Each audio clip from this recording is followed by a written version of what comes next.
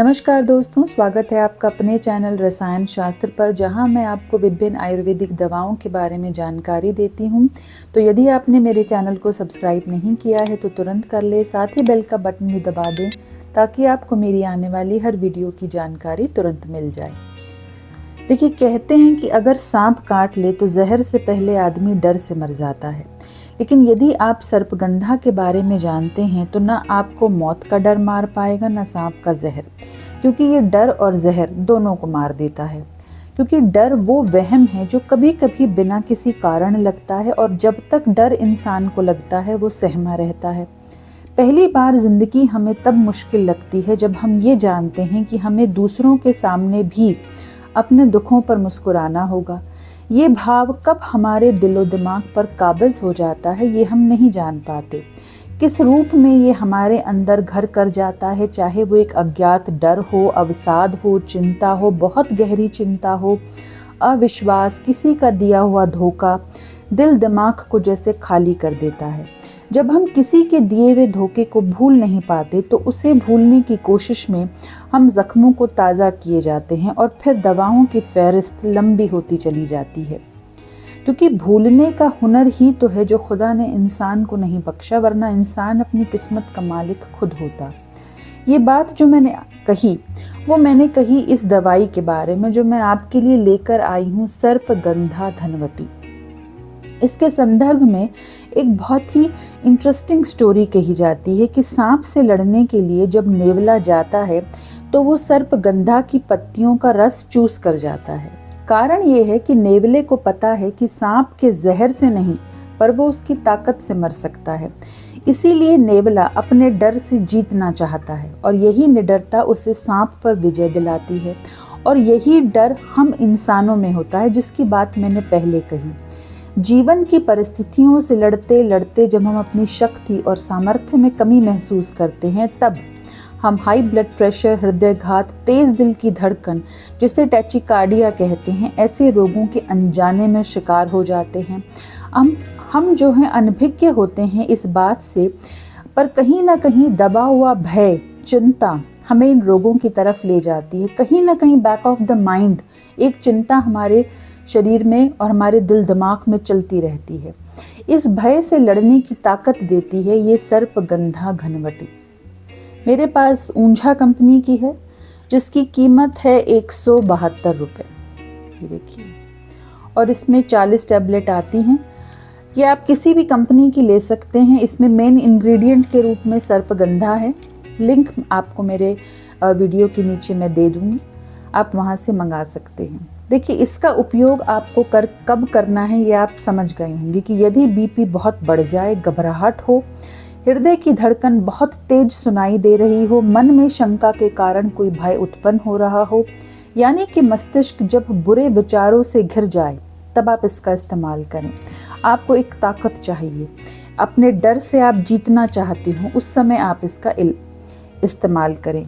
इसके अलावा इसका इस्तेमाल किया जाता है मैनिया रोगों में, मिर्गी में, एपिलेप्सी, अनिद्रा, इंसोम्निया, पेचिस, डिसेंट्री, पेट के रोगों पर जहरीले कीड़े ने काट लिया हो, ये उसके विष को बेअसर करता है। अब थोड़ी सी जानकारी सर्पगंधा के बारे में।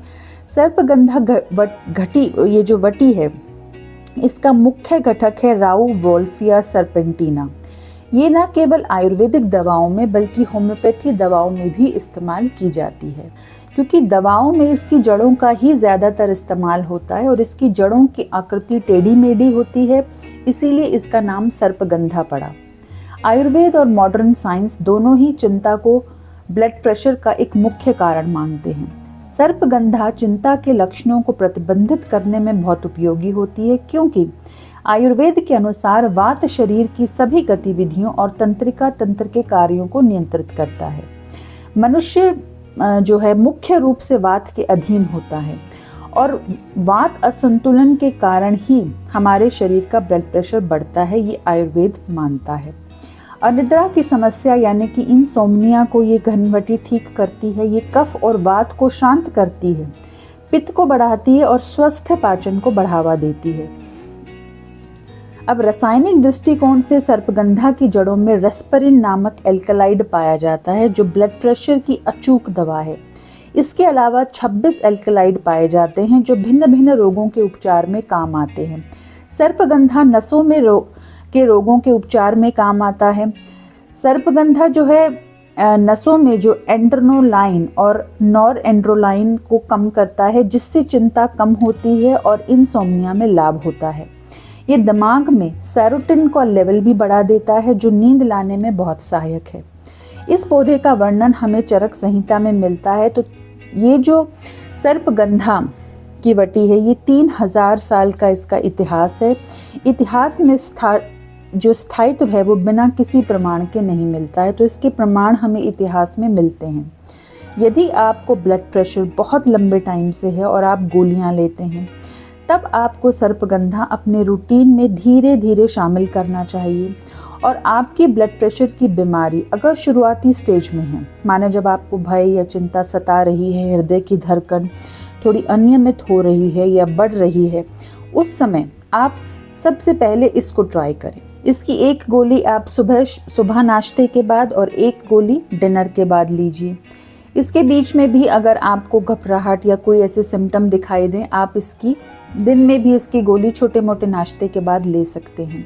इसकी एक खुराक जो है 3 गोलियों से ज़्यादा नहीं रखनी चाहिए, क्योंकि इससे थोड़ी नींद आती है। थोड़ा सा आपको ऐसा लगता है शुरुआत में, धीरे धीरे जब आप यूज्ड टू हो जाते हैं तो आप इसको आसानी से ले सकते हैं।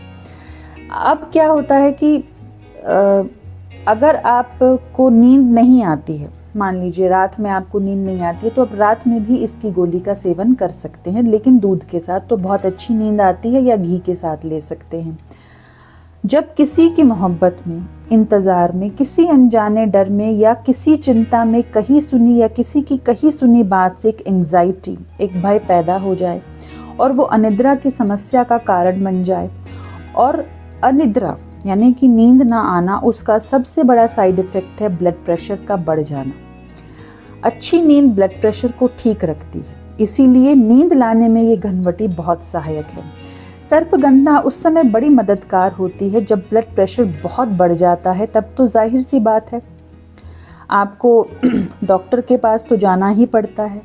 उसमें बिल्कुल 1 सेकंड की भी देर नहीं लगनी चाहिए, क्योंकि बहुत ज़्यादा ब्लड प्रेशर स्ट्रोक का कारण बन सकता है। लेकिन अगर ये रोग दस्तक दे रहा है, आपके दरवाजे पे खड़ा है, आपको ये लग रहा है कि आपके शरीर में टेंशन, एंग्जाइटी बढ़ रही है, और कोई दिमाग को कोई ऐसा तेज़ झटका जो है वो छू कर गया है, और उस दिन से आपका दिल बैठ जाए, भविष्य की सुरक्षा के लिए आप चिंतित हो, मतलब एक अजीब सी चिंता आपके मन में बन जाए, तब आप सर्पगंधा घनवटी का उपयोग शुरू कर दीजिए। योग प्राणायाम को जीवन का अटूट हिस्सा बना लीजिए, क्योंकि बढ़ती उम्र और मानसिक आघात, हृदयघात यानी कि हार्ट अटैक में उसको बदलते देर नहीं लगती। रिसर्च में प्राणायाम और योग ब्लड प्रेशर को कम करने में किसी भी गोली से ज़्यादा अधिक प्रभावशाली देखे गए हैं, और भविष्य में आपको ब्लड प्रेशर से हार्ट अटैक या हृदय की कोई भी संबंधित परेशानी ना उठ खड़ी हो, उसकी सुरक्षा के लिए आप सर्पगंधा वटी का सेवन शुरू कर दीजिए, क्योंकि ये एक प्राकृतिक तरीका है ब्लड प्रेशर को कम करने का। इसीलिए मैं इस पर थोड़ा जोर ज़्यादा देती हूँ। हालांकि ये पूर्ण उपचार नहीं है, क्योंकि ये दिमाग और मन को तो कंट्रोल कर लेगा, पर वज़न और खान पान को आपको ही कंट्रोल करना होगा। तो इसीलिए ब्लड प्रेशर की जंग तब तक अधूरी है जब तक आप अपने वज़न को कंट्रोल नहीं करते हैं। देखिए, साइड इफ़ेक्ट सर्पगंधा के भी हैं, और जो मेडिसिन आप ब्लड प्रेशर के लिए लेते हैं उसके भी हैं। तो उन साइड इफ़ेक्ट को तो आप जानते हैं जो नॉर्मली आप लेते हैं।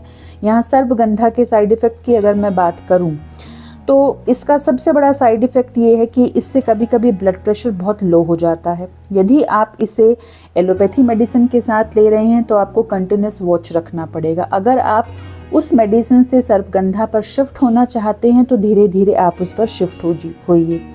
उसके बाद ये ब्लड शुगर को कंट्रोल करती है, पर कई बार बहुत डाउन कर देती है, तो वो भी आपको कंट्रोल करनी होगी। आप घर में ही चेक कर सकते हैं, आसानी से हो जाती है।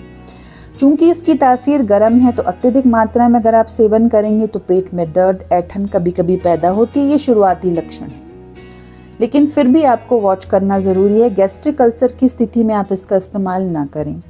इस जड़ी बूटी में एक सेडेटिव इफ़ेक्ट होता है, तो जब आप इसे खाएं तो शुरुआत में आप गाड़ी चलाना या ऐसे कोई काम ना करें जिसमें अटेंशन की ज़रूरत हो। डिप्रेशन में आप इसका उपयोग ना करें, ये एक अलग मानसिक विकार है, इसका एक अलग इलाज है। गर्भवती स्त्रियों और स्तनपान कराने वाली स्त्रियों को इसका सेवन नहीं करना चाहिए। अस्थमा के रोगियों को भी इसका सेवन नहीं करना चाहिए। इस दवाई को आपके समक्ष लाने का एक ही कारण है कि आप अपने खान पान को सुधारते हुए, योग प्राणायाम को अपनाते हुए एक आयुर्वेदिक ऑल्टरनेटिव की तरफ आगे बढ़ें, क्योंकि ब्लड प्रेशर की जो गोली है वो ताउम्र खानी पड़ती है, उसके बहुत साइड इफ़ेक्ट हैं, सभी जानते हैं। मैं उसके खिलाफ नहीं हूँ, क्योंकि वो एक लाइफ सेविंग ड्रग है। एलोपैथी एक लाइफ सेविंग ड्रग है। आयुर्वेदा बहुत धीरे धीरे काम करता है, लेकिन वो जड़ से मिटा देता है रोग को। पर एलोपैथी बहुत अच्छी ड्रग्स हैं, लेकिन अगर आप शिफ्ट होना चाहें तो सर्पगंधा एक बहुत अच्छा ऑल्टरनेटिव है।